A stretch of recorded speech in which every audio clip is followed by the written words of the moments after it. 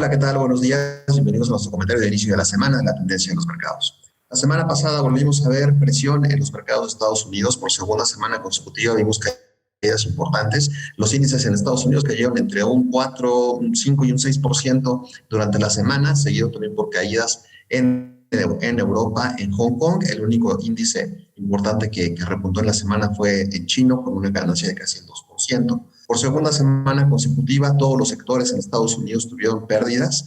En esta semana, el sector de energía fue el más golpeado y esto es relevante porque energía había sido de los sectores que mejor se habían comportado en las semanas anteriores. La semana pasada encabezó la caída, cayendo casi el 17%, y esto vino de la mano de un retroceso generalizado en los commodities. El petróleo cayó casi 9% en la semana, el acero casi 10%, el cobre un poco más del 6%. En general, el índice general de commodities cayó un poco más del 5% en la semana. Fue una caída tanto de equities como de commodities. Y esto se debió principalmente a lo que vimos la semana pasada en la Fed, ¿no? La Fed dio a conocer la decisión de política monetaria, subió 75 puntos base. Esto pues en línea con lo que habíamos visto en la expectativa de los 2 días antes de la junta.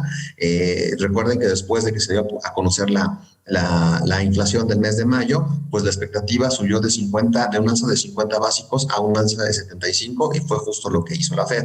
En la conferencia de prensa, Jerome Powell se contradijo un poco porque al principio comentó que no iban a ser comunes estos hikes de 75 básicos. De hecho, en cuanto comentó eso, el mercado se fue a positivo ese día después de la conferencia de prensa, pero luego en la misma conferencia comentó que era muy probable que para la siguiente decisión de política monetaria en julio pudiera haber nuevamente un alza de 75 o de 50 puntos base. Esto pues va a ser completamente de la mano de lo que pasa con la inflación en el mes de junio. Entonces, esto pues, después de esta alza momentánea que vimos el miércoles después de la conferencia de prensa, se descontó por completo en la jornada del jueves. Tuvimos una caída muy fuerte el jueves, que fue prácticamente lo que derivó en el balance negativo semanal. Las monedas también estuvieron al alza. El dólar subió casi 2%, ligando una segunda jornada de alza, mientras que el euro subió también casi 2%.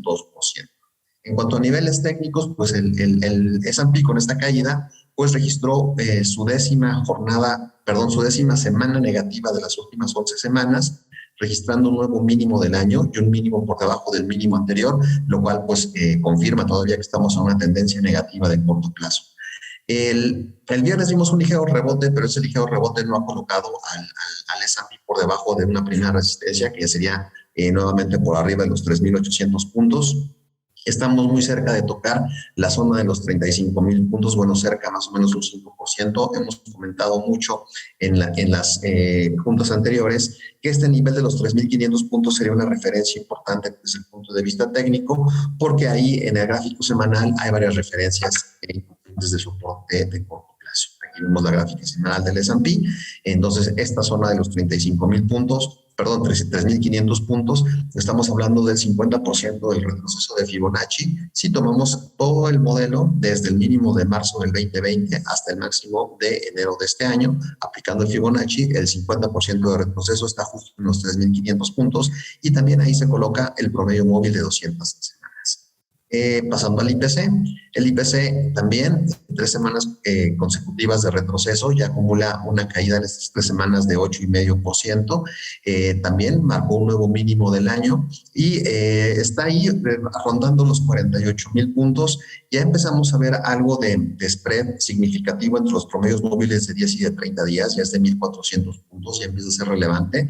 Entonces aquí pudiéramos estar viendo algo de reacción. Yo me esperaría a que rompiera 48,300 puntos para tener una señal de entrada un poco más confiable, aunque pues no hay que perder de vista el movimiento de Estados Unidos. Se puede correlacionar si es que hay más baja. Por lo pronto estamos viendo una divergencia en el RSI, mientras que el precio del IPC sigue marcando nuevos mínimos. El RSI ya se estabilizó, ya se aplanó, pues ahí pudiéramos tener una divergencia positiva. Yo me esperaría a que rompiera 48,300 para tener una señal un poco más confiable de entrada. En el gráfico semanal está probando justo el 38,2%, también de ese mismo modelo de Fibonacci, aplicándolo desde el mínimo de la pandemia en el 2020. El tipo de cambio viene de regreso después de que estuvo rondando los 20.50, 20.60 durante varias jornadas la semana pasada. No pudo romper la resistencia marcada en 20.64. Viene de regreso y está operando cerca de los mínimos de la semana pasada, pero parece que podemos estar viendo un movimiento del tipo de cambio nuevamente pegarse a los 20 pesos. Y finalmente, en cuanto a el movimiento que hemos visto en el bono de 10 años, la semana anterior también vimos un regreso importante de llegar a tocar 3.5% en el máximo del día. Estamos ahorita en este momento con el bono tocando 3.20.